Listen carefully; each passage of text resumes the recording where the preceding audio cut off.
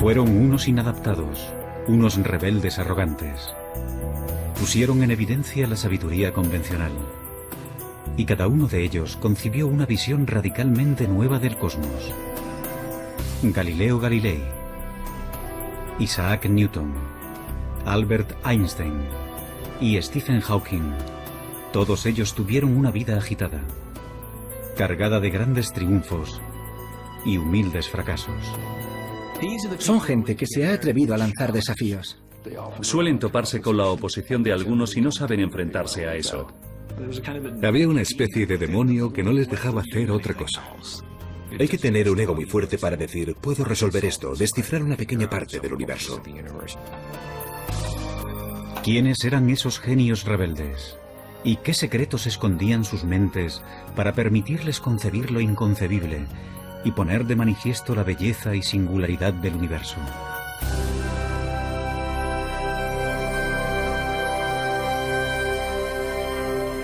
Mentes brillantes. Los secretos del cosmos. En la Europa del siglo XVI existe una certeza que las generaciones posteriores no podrán más que envidiar. Todo el mundo sabe que la Tierra es el centro del universo. Pero esa visión tan alentadora de nuestro mundo se está empezando a resquebrajar. Y uno de los principales causantes de ello es el autoproclamado genio Galileo Galilei.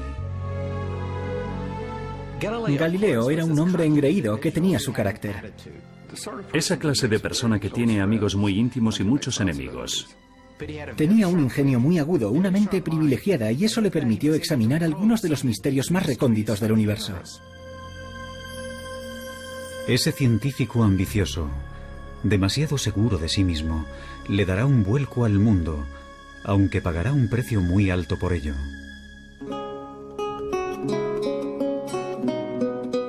Galileo nace en 1564 en Pisa, Italia. Su padre, laudista, es bien conocido por rechazar las convenciones para crear una nueva forma de armonía musical. Galileo hereda esa rebeldía de su padre. A los 25 años se convierte en profesor de matemáticas de la Universidad de Pisa. Pero cada vez se muestra más insolente con sus colegas, que todavía instruyen en las teorías científicas del filósofo griego Aristóteles, casi 2000 años después de su muerte. No olvidemos el hecho de que antes de Galileo no había ciencia tal y como nosotros la conocemos. De acuerdo con la filosofía aristotélica, por ejemplo, los cuerpos en movimiento se detenían no por la fricción, sino porque se habían cansado, y caían al suelo no por la gravedad, sino porque anhelaban estar unidos a la Tierra. Galileo encuentra absurdos tales ejemplos. Esos grandes personajes que se proponen descubrir la verdad y no llegan a encontrarla nunca me ponen enfermo, escribe más tarde. No consiguen encontrarla porque siempre miran en el lugar equivocado.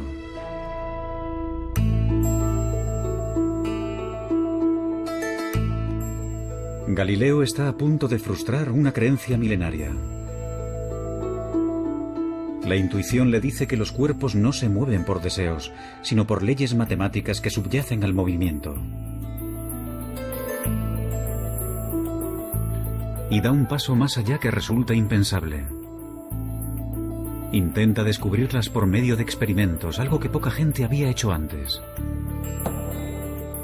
Comienza estudiando la caída de los cuerpos. A continuación, el físico Stephen Hawking. Galileo afirma que unas observaciones sencillas, como dejar caer unos pesos desde determinadas alturas, demuestran que las cosas no funcionan como habían dicho los antiguos griegos. Mucha gente debía de haberse dado cuenta de ello, pero habían llevado a cabo observaciones imperfectas. Por primera vez en la historia, Galileo empieza a establecer unas leyes básicas del movimiento, tales como el hecho de que la velocidad viene determinada por el tiempo y la aceleración. Una de las genialidades de Galileo consistió en reducir la aceleración de la gravedad. Se fabricó un plano inclinado para dejar caer por él una bola. De esa manera se podía observar claramente cómo un cuerpo coge velocidad a medida que desciende. Así que él introduce el concepto de aceleración. A nosotros nos parece muy obvio y lógico, pero supuso un avance matemático clave, entender el movimiento en esos términos. Por ser el primero en utilizar experimentos, más tarde Albert Einstein lo llamaría el padre de la física moderna. Galileo abrirá el camino que después seguirán Newton y Einstein. La búsqueda de las leyes matemáticas que se esconden tras cualquier movimiento. Pero sus avances son lentos. No se publicarán hasta el final de su vida.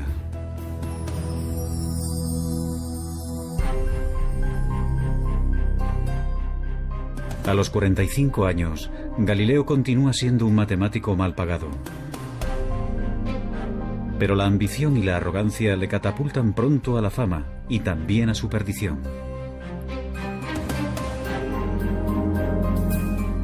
En 1609, Galileo oye hablar de un catalejo, un aparato como de juguete que hace que los objetos distantes parezcan cercanos. Decidido a sacar provecho del invento, aprende rápido a fabricar lentes. En pocas semanas, llega a Venecia con un telescopio que presenta como su propio invento. Impresiona de tal forma a la marina veneciana que sus superiores le doblan el salario. Galileo no se molestó en decirles que aquel instrumento ya se estaba presentando y vendiendo en muchos otros lugares. De hecho, se llevaron una gran desilusión al descubrir que no era un invento exclusivo de Galileo. Pero, bueno, tampoco se le puede reprochar nada, simplemente fue un buen negociante. Para el librepensador que era Galileo, el telescopio también ofrece la posibilidad de plantear cuestiones que otros no se atreven ni a nombrar. 60 años atrás, el astrónomo Copérnico había propuesto la idea radical de que la Tierra gira alrededor del Sol. Pero Copérnico contaba con escasas pruebas para su teoría. Una teoría que contradice pasajes de la Biblia. En la época de la Inquisición, tales especulaciones se consideran herejía.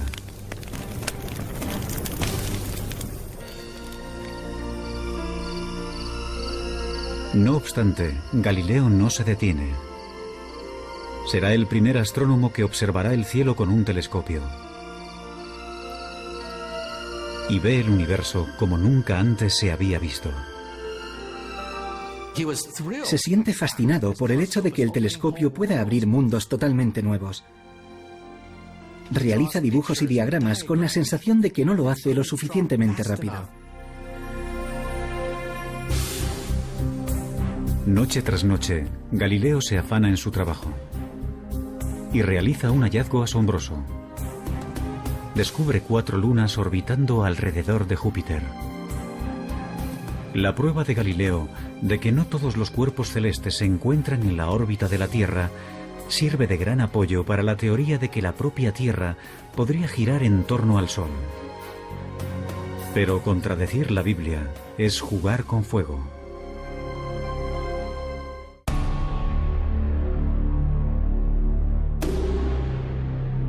Galileo se muestra impaciente ante aquellos que ponen en duda sus nuevas teorías. Él ha visto el universo de una manera nueva, con sus propios ojos. ¿Cómo puedo hacer esto sin que suponga una pérdida de tiempo?, escribe, cuando esos peripatéticos a los que hay que convencer se muestran incapaces de seguir el más simple y fácil de los argumentos. Galileo utilizaba su ingenio mordaz para atacar a la gente, y eso no le proporcionó muchos amigos. En 1615, a los 51 años, Galileo acude a Roma para exponer su caso. Y puede que ese fuera su mayor error. La Iglesia le ordena dejar de dar lecciones sobre que la Tierra gira alrededor del Sol. Pero Galileo vuelve a tentar a la suerte. 9 años más tarde, solicita que vuelvan a escuchar su caso. Esta vez, el nuevo papa es un íntimo amigo. Y Galileo consigue un permiso para escribir un libro. Siguiendo su costumbre de desdeñar a los oponentes, Galileo escribe un diálogo en el que personajes vagamente disfrazados ofrecen argumentos a favor y en contra de su teoría. En sus libros está muy claro quién es el listo, quién es el que hace el papel de Galileo, mientras que los aristotélicos se presentan como los tontos. En 1633, la Inquisición ordena arrestar a Galileo. La Iglesia le acusa de herejía. Pero quizás la verdadera razón por la que enjuician a Galileo es que ha ido demasiado lejos en sus esfuerzos por persuadir. En su diálogo, ha puesto el argumento favorito del Papa en boca de un personaje ridículo. Gente cercana al Papa le advirtió de que en su libro Galileo había intentado que pareciera un estúpido. Y perseguir sistemáticamente a Galileo y mantenerle en arresto domiciliario para el resto de su vida fue una decisión personal del mismo Papa. En realidad no fue idea de la Iglesia, fue una decisión personal del Papa por una profunda ira hacia un amigo. Galileo espera un simple acuerdo. En lugar de eso, le amenazan con torturarlo. Rendido ante lo inevitable, se arrodilla y se retracta.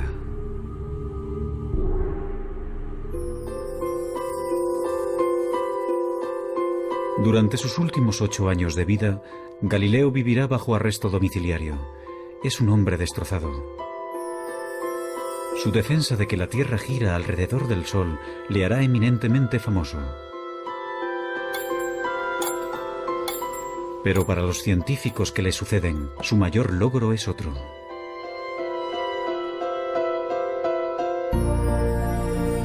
En sus últimos años de vida, escribe un libro con el que completa el trabajo iniciado de joven. En él, demuestra que es posible utilizar las matemáticas para analizar el movimiento.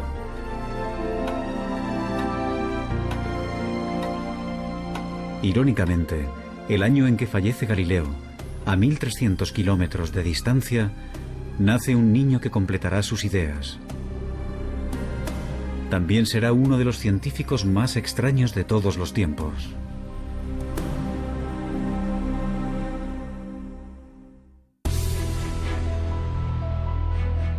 Seguramente no ha habido ningún otro científico que haya trabajado tan duro, sin reparar en comer, dormir o relacionarse con otros, como Isaac Newton. Isaac Newton fue una figura mucho más oscura. Era un solitario, una persona patológicamente incapaz de conversar. Se podría decir que tenía una obsesión. Yo diría que es el ejemplo más claro que se me ocurre de una persona consumida por su trabajo. Posiblemente también sea el mayor científico de todos los tiempos. A su nacimiento, la física es un campo prácticamente inexplorado. Antes de morir, descifra con exactitud las leyes que describen cualquier tipo de movimiento, desde la caída de una manzana hasta las órbitas de los planetas. Simplemente no tenemos constancia de que haya existido ningún otro hombre semejante a Newton.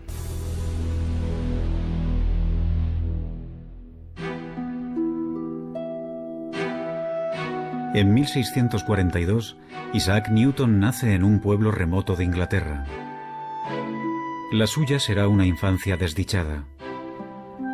Su padre muere antes de su nacimiento, y con tan solo 3 años, su madre lo envía a vivir con una abuela severa y puritana.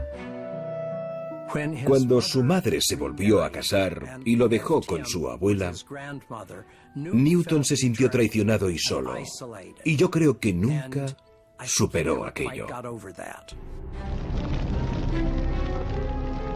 Más tarde escribirá que, entre sus pecados de la infancia, se incluye amenazar con quemar a su madre y a su padrastro en la casa de estos.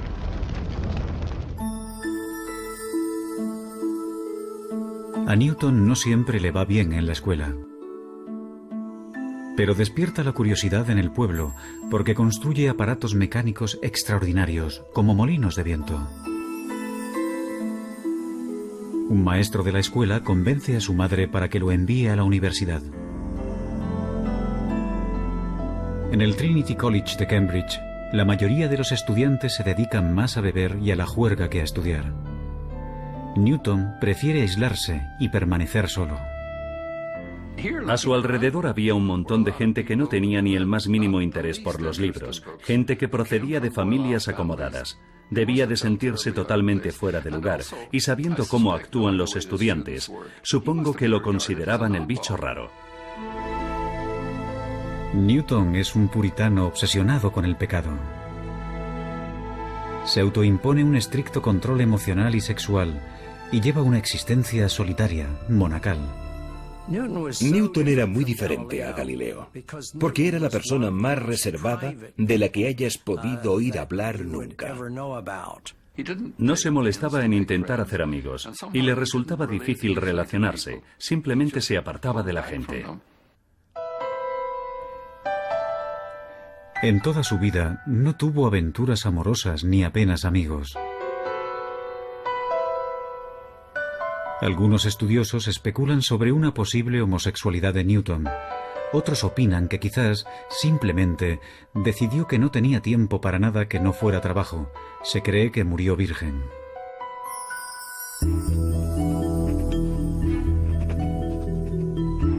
En la facultad, Newton dedica toda su pasión a los estudios.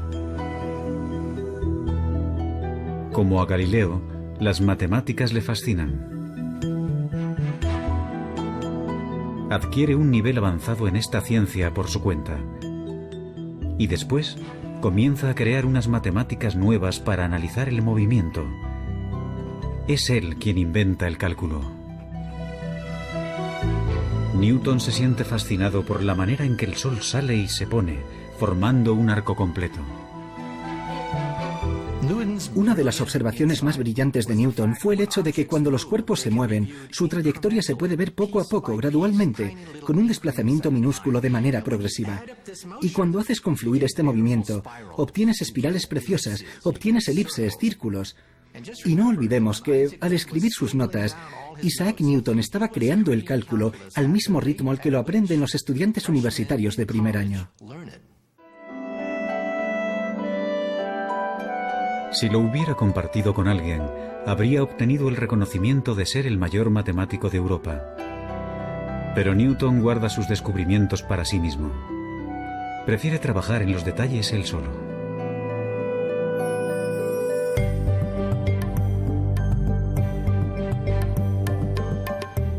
Algunos años después, a los 24 años, Newton está viviendo en casa de su madre. En ella, tendrá la inspiración que revolucionará totalmente la física. Desvelará el misterio del movimiento de los planetas. Isaac Newton veía el mundo de manera gráfica, geométrica. Y un día, mientras paseaba por la finca, vio caer una manzana. A continuación, alzó la vista y vio la luna. En ese momento se planteó la pregunta clave, la pregunta que resolvería el misterio de la esfera celeste. Si una manzana cae, ¿también cae la luna? Y entonces tuvo una de sus mayores inspiraciones. Se dio cuenta de que la gravedad, de la misma manera que atrae una manzana y hace que ésta caiga sobre la Tierra, podría ser la misma fuerza que atrajera la luna, esa luna que hay en el cielo, y que la hiciera caer dando vueltas sobre la Tierra. Mientras que Galileo empezó a estudiar cómo la gravedad actúa sobre la Tierra, Newton es el primero en darse cuenta de que esa gravedad también mueve los planetas y los astros. Eso supuso un cambio revolucionario. Básicamente, Newton demostró que las leyes que rigen los cielos son las mismas que las de aquí abajo en la Tierra. Pero cuando intenta descifrar los detalles, unos problemas matemáticos muy complejos se interponen en su camino, y mantendrá en secreto su gran descubrimiento durante casi 20 años.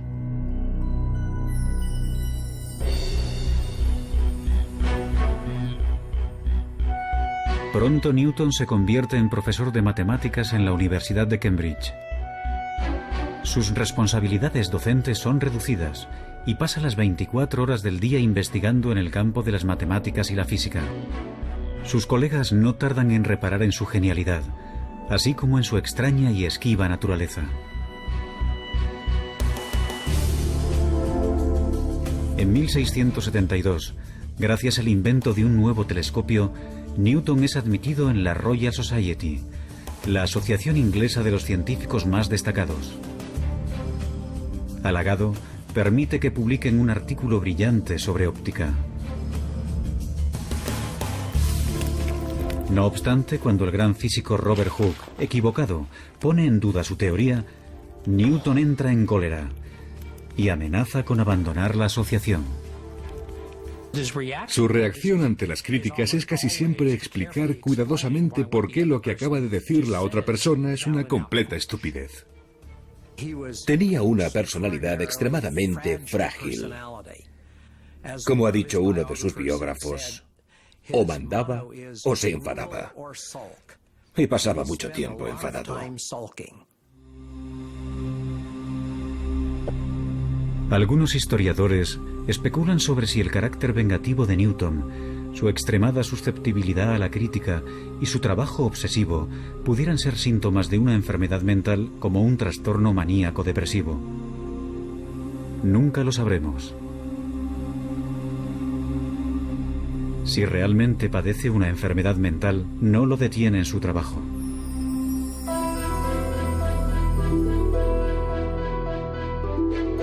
A los 42 años, le piden que resuelva un problema que mantiene desconcertados a los mejores físicos de Inglaterra. ¿Cómo describir matemáticamente la órbita de los planetas alrededor del Sol? Invadido por la inspiración, Newton se encierra en su cuarto y comienza a trabajar en su gran obra maestra. Como a Galileo, le guía una fuerte intuición. Ahora se dispone a descifrar matemáticamente las leyes de la gravedad, una tarea que había iniciado en años anteriores. Durante casi 2 años, no se comunica apenas con nadie. El único ejercicio que realiza es pasearse por la habitación. Dormía muy poco y se pasaba 18, 20 horas al día trabajando. Se saltaba las comidas. Solo escribía. Tenía el poder de sentarse en la silla y no distraerse, concentrarse, obsesionarse con un problema durante años, sin parar, hasta que lo resolvía. Al final, Newton reaparece con una obra maestra que transformará el mundo, Los Principia. Puesto que es un simplista inquebrantable, Newton se centra en los fundamentos básicos. Desvela cómo la masa interactúa con la fuerza, la inercia y la aceleración.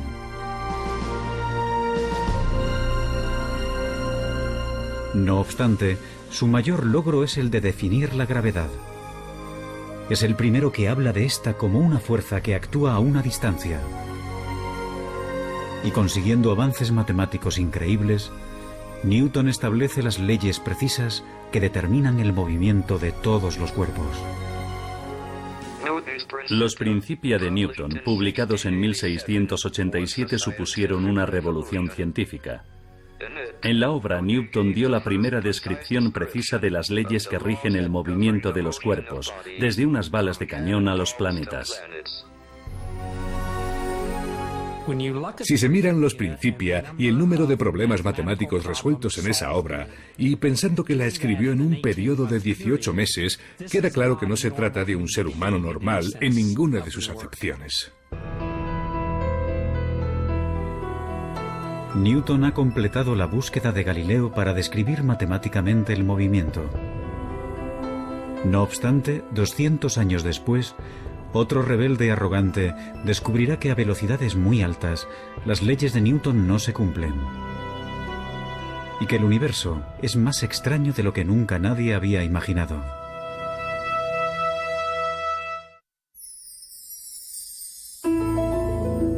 A los 16 años, Albert Einstein se plantea una pregunta muy simple. ¿Qué pasaría si corriera a la velocidad de una onda de luz? ¿La luz parecería estar quieta? Cuando vuelve a centrar su atención en esa imagen, menos de 10 años después, revoluciona nuestra concepción del espacio-tiempo. Le encantaba imaginar mundos que no existían. Y ese era su poder, ser capaz de ver físicamente en una imagen cosas que los demás no podían ver. El hombre que hace esos avances tan importantes es un catedrático distraído, un gran enamorado de la humanidad de ojos brillantes. Pero también es egoísta. Ha tenido 2 fracasos matrimoniales y confiesa de sí mismo ser un desastre en la esfera emocional.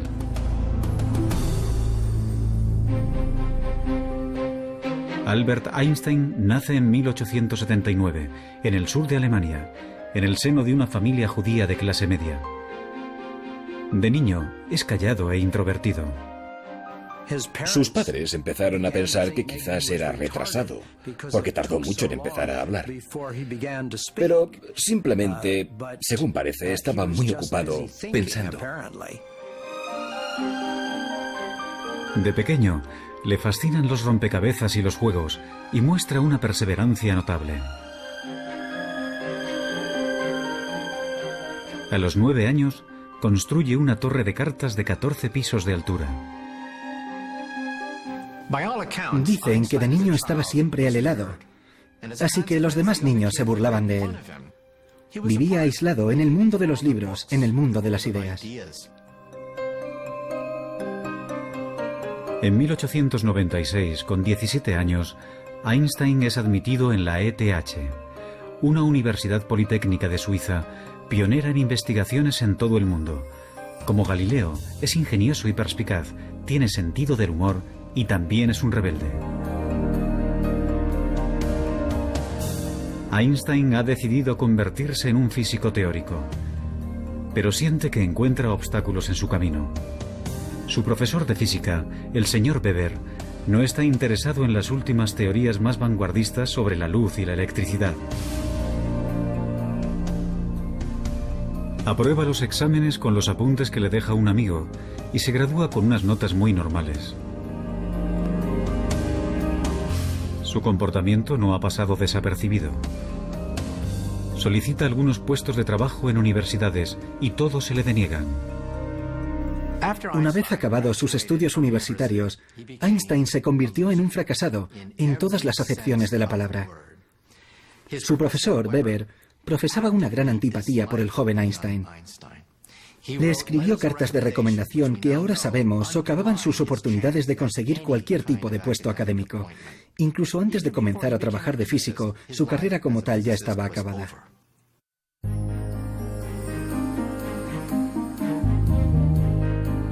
Dos años después de abandonar la universidad, Einstein encuentra por fin un trabajo como empleado en una oficina suiza de patentes.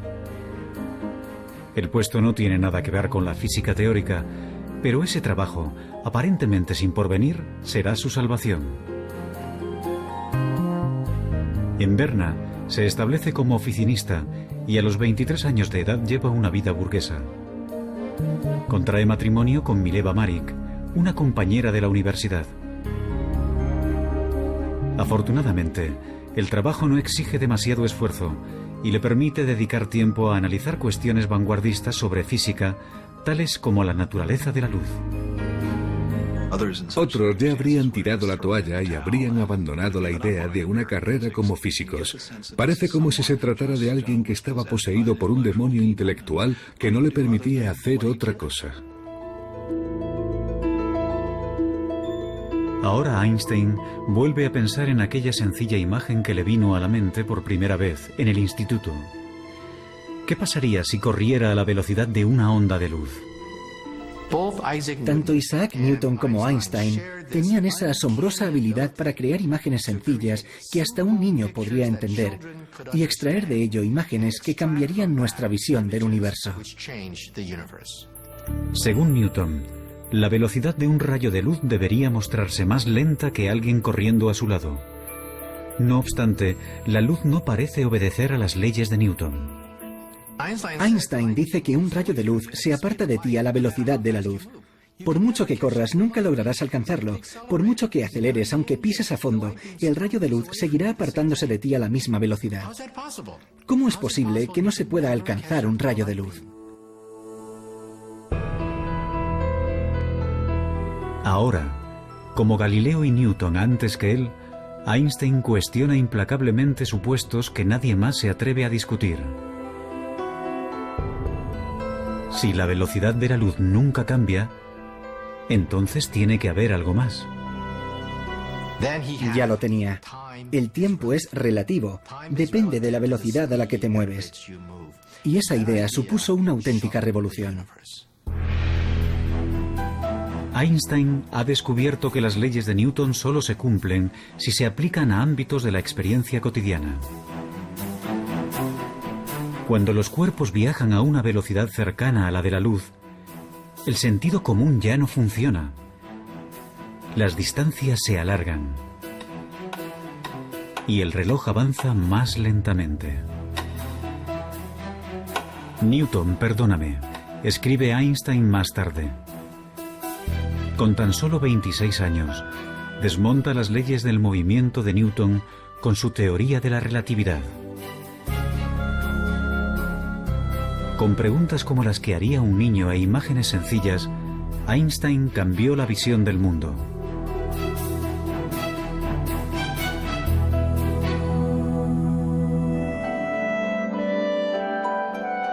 En 1907, Einstein aborda nuevos retos científicos. Pero unas cartas recién publicadas revelan un lado personal poco conocido. Mientras trabaja en su gran obra maestra, se encierra en sí mismo y sus más allegados sufren.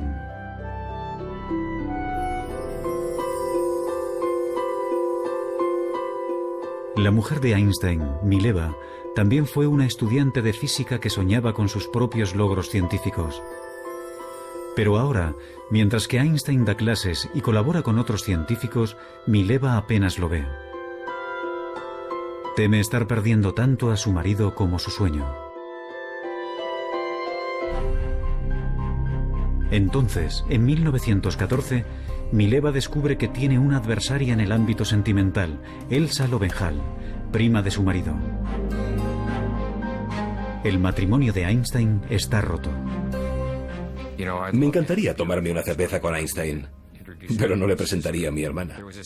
Es como si las normas no le afectaran necesariamente. Einstein se casará con Elsa, que está dispuesta a cuidar de la casa con menos expectativas. El científico ha renunciado al amor en el matrimonio. La ciencia está por encima de todo.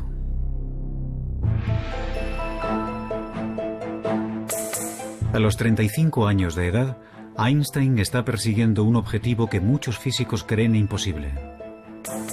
Su intuición le dice que debe de haber una teoría general de la relatividad, que también explique la fuerza de la gravedad.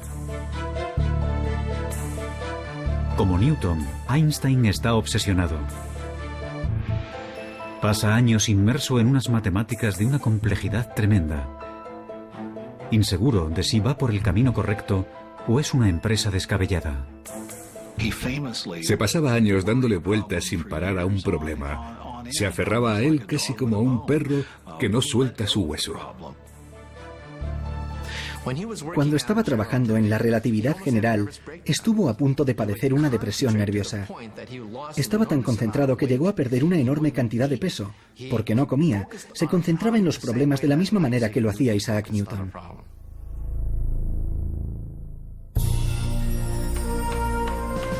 Al final, en el otoño de 1915, Einstein se da cuenta de que lo ha resuelto. Su nueva visión es tan extraña que incluso a los físicos les costará entenderla. Demuestra matemáticamente que la masa y la energía curvan el espacio-tiempo. Un cuerpo inmenso como el Sol deforma tanto el espacio-tiempo que un planeta cercano se mueve a su alrededor con una trayectoria curva. Para Newton parecen atraídos por una fuerza. Pero eso es tan solo una ilusión. El mismo fenómeno se cumple en la Tierra. Los cuerpos, que parecen atraídos por una fuerza gravitatoria, en realidad están viajando por un espacio-tiempo deformado.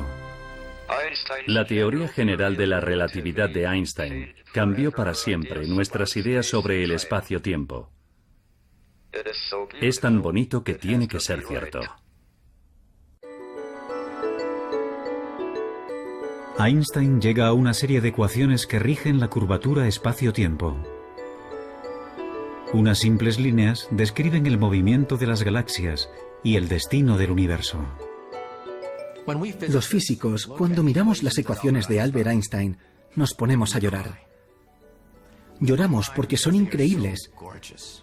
El hecho de que el movimiento de los cuerpos celestes, con todas sus curvas, curvaturas del espacio-tiempo y todo eso, se pueda resumir en una ecuación de 5 centímetros, es impresionante. Es increíble y precioso.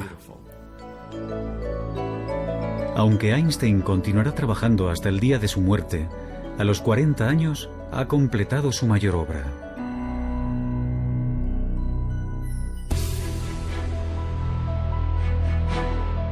Galileo aplicó las matemáticas al movimiento. Newton perfeccionó esas leyes en el ámbito de la experiencia cotidiana. Pero la búsqueda de Einstein de una teoría más compleja reveló leyes que rigen todo el universo. Actualmente, otro rebelde brillante está intentando encontrar una teoría aún más amplia, una teoría que lo incluya todo.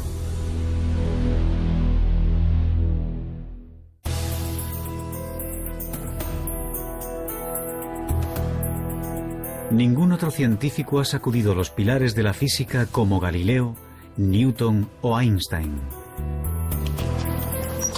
No obstante, entre aquellos que han ampliado las fronteras de la cosmología, se encuentra el que una vez fue un estudiante perezoso, Stephen Hawking. Actualmente, ocupa el mismo puesto de matemático en la Universidad de Cambridge que Isaac Newton. Nací 300 años después de la muerte de Galileo.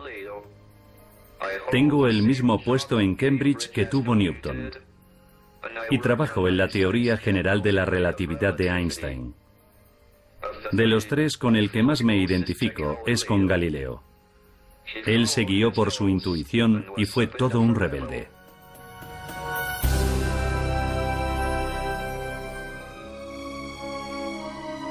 Stephen Hawking nace en 1942 en Oxford, Inglaterra. Como Galileo, Newton y Einstein, de niño se siente fascinado por cómo funcionan las cosas. No obstante, en la Universidad de Oxford, Hawking prácticamente no estudia nada. Confía en su extraordinaria facilidad con las matemáticas para ir aprobando.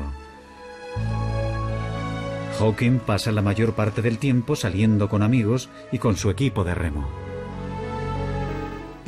Desde luego, Stephen Hawking no era el tipo de persona que parece tener un destino brillante.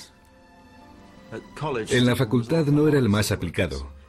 Él mismo dice que durante toda su etapa como estudiante en Oxford trabajó en total unas 1000 horas, lo cual supone 1 hora al día de media. Hawking se muestra aburrido y apático. Según parece, para él no vale la pena esforzarse por nada. Pero está a punto de desencadenarse una tragedia que convertirá un intelecto aburrido en una mente apasionada. En 1962, Stephen Hawking inicia sus estudios de posgrado en cosmología en la Universidad de Cambridge. Pero algunos síntomas de su enfermedad empiezan a ser difíciles de ignorar. Un ligero defecto del habla, problemas para servir una cerveza.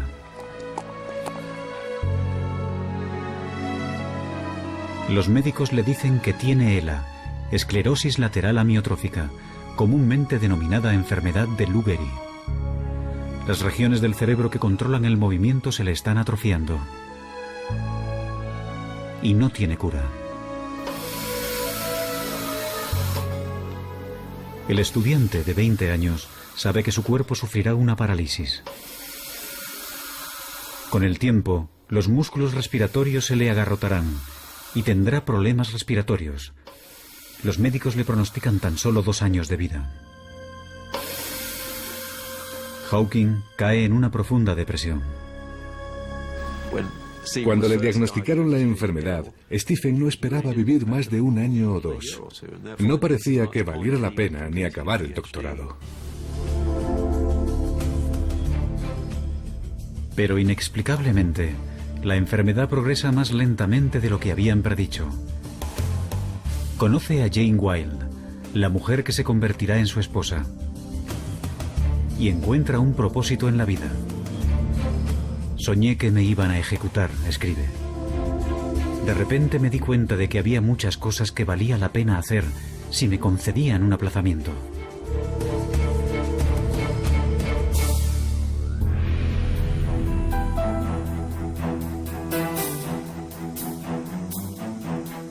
Hawking empieza a trabajar duro por primera vez en su vida. Y para su sorpresa, se da cuenta de que le gusta.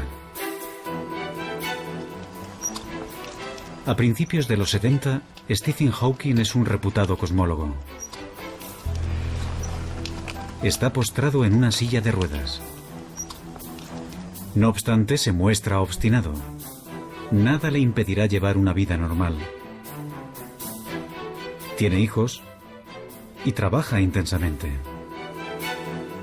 Y está a punto de realizar un gran descubrimiento que desarrollará la teoría de Einstein en una dirección inesperada.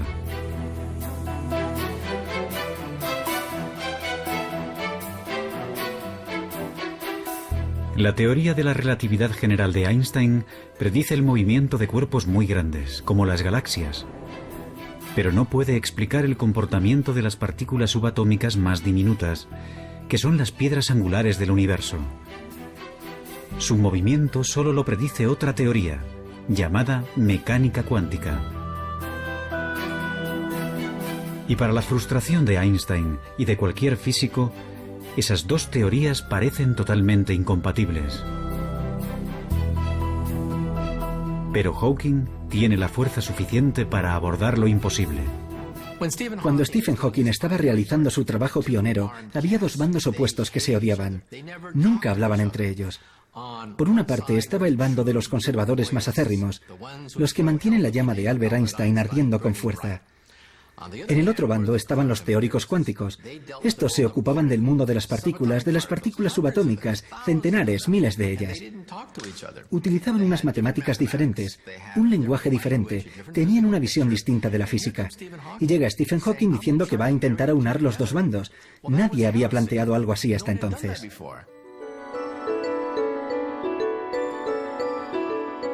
Hawking se pregunta, ¿qué pasaría si miráramos un agujero negro, un cuerpo inmenso, pero nos fijáramos en sus partículas más diminutas? Hawking, como Einstein, es extremadamente perspicaz. Tiene una intuición increíble para plantearse las preguntas clave y hacerlo del modo más adecuado. Los agujeros negros constituyen la predicción más extraña y radical de la teoría de la gravedad de Einstein. Teóricamente, cuando una masa se encuentra extremadamente concentrada, por ejemplo un astro comprimido en una bola de tan solo unos kilómetros de diámetro, el espacio de su alrededor se deforma tanto que la gravedad impide que algo se escape, incluyendo la luz. Un agujero negro es una región del espacio donde la gravedad es tan fuerte que la luz no se puede escapar. Es como una membrana de una sola dirección. Las cosas pueden entrar, pero nunca salir. Por eso se le llama negro. Ahora Hawking intenta algo que sus colegas asumen que es imposible. Utiliza las ecuaciones de la teoría cuántica para analizar lo que les pasa a las partículas atrapadas por la gravedad en los márgenes de los agujeros negros. Para entonces ya no puede escribir. Si fuera un científico de laboratorio, su carrera ya habría acabado hace tiempo. Pero Hawking apenas ha utilizado siquiera un telescopio. Y para la teoría, lo único que necesita es su cerebro. Como Newton y Einstein, Hawking tiene un gran poder de concentración. Revisa una y otra vez en su cabeza largas y enrevesadas ecuaciones, comprobando y revisando constantemente sus cálculos. Tiende a pensar a través de imágenes y suele comenzar con alguna idea que cree acertada. Así que parte de ella.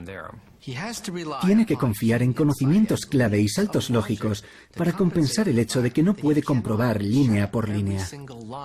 Tiene un empuje tremendo, una tremenda determinación para llegar al fondo de las cosas. Los resultados que obtiene dejan a Hawking estupefacto.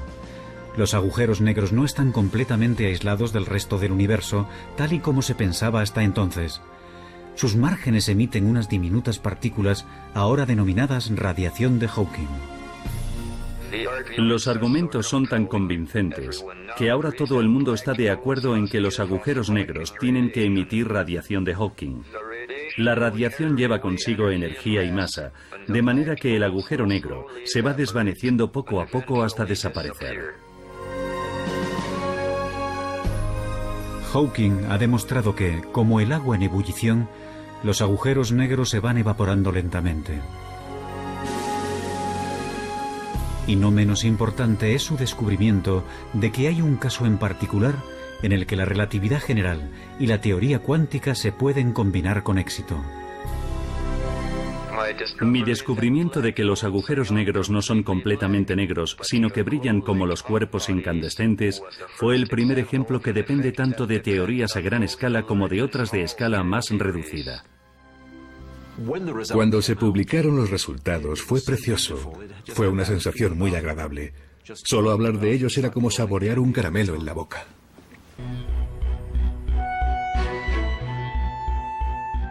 Encontrar una teoría de todo, una teoría que llegue más al fondo de la cuestión, que unifique las ecuaciones de Einstein con la mecánica cuántica, es ahora el santo grial de la física. Eso explicaría el origen del universo. Y Hawking ha creado nuevas esperanzas de que el rompecabezas definitivo se pueda resolver. El descubrimiento que hace Hawking sobre la radiación de los agujeros negros ha sido una pieza importante del rompecabezas, aunque todavía no sepamos cómo es el definitivo.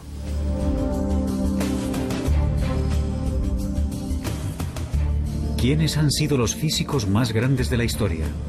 Unos patitos feos, rebeldes y distraídos, consumidos por una profunda intuición y sin temor a cuestionar los supuestos básicos más aceptados por todos. Hay que tener un ego muy fuerte para decir, no es tan difícil, puedo resolverlo. Porque lo tienes todo en contra. Nada te garantiza que encontrarás respuestas, que la ciencia funciona. Te estás arriesgando mucho. Su obstinada perseverancia desveló leyes recónditas de la naturaleza. Pero su búsqueda continúa inacabada. Y unas mentes tan brillantes solo aparecen cada cierto tiempo. Pero, ¿quién sabe? Es posible que el próximo rebelde brillante esté ya entre nosotros.